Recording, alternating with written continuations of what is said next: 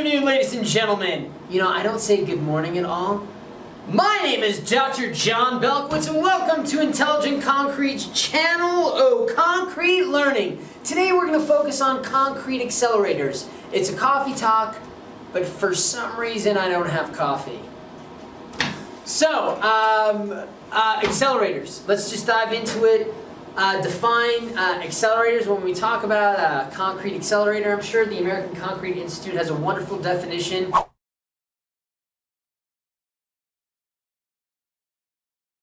In the concrete technology, I think it's CT18 at this point. Download it for free from concrete.org.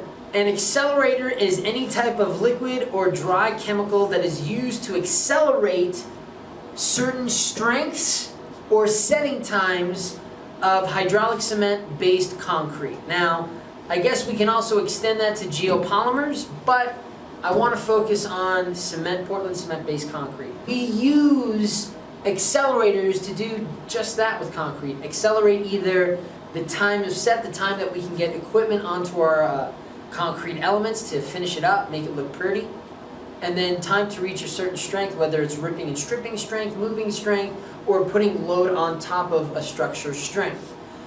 There's three types of accelerators that I know of and that I've used throughout my career.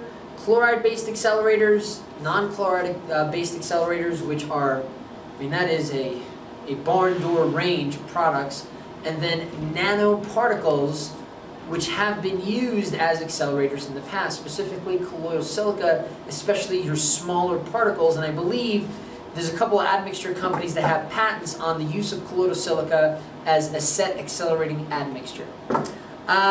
The reason why we should take notice and bear the impact of these, especially when it comes to the difference between the different or non-chloride and chloride accelerator types, is a chief concern when it focuses on reinforcing steel of concrete. And you know, with our chloride accelerators, which we still have in the market, if you do have a high steel congestion or where you are relying on your steel as part of your concrete structure, you don't want to put something in there that can accelerate or exacerbate your steel corrosion or break down that pacification layer, which So, the reason why we want to be cognizant, first of all, is the type of accelerator that we're using. If we're using a set accelerator, but we're trying to force it to be a strength accelerator, you're not always going to end up in the right place, especially if you're trying to balance it with a certain strength development time. So be wary of that. The other thing, sorry, before that phone call, it was not using chloride-based accelerators when you had steel. Using carbon nanotubes. So yeah, this is a non-chloride-based accelerator. This is a sodium nitrate, calcium nitrate, nitrite combination.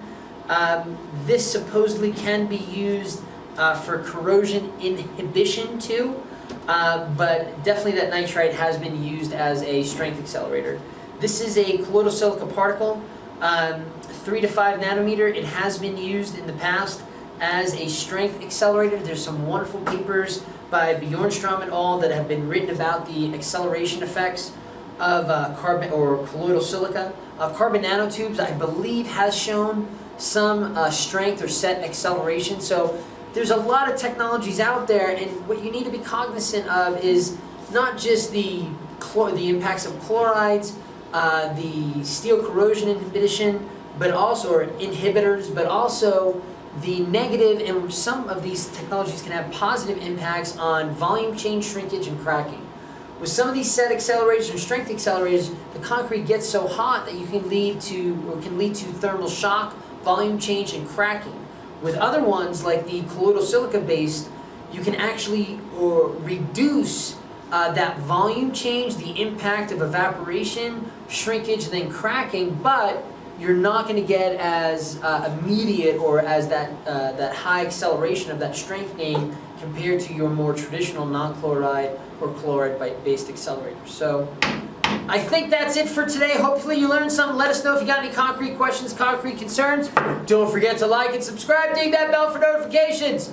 Go concrete! Beat asphalt!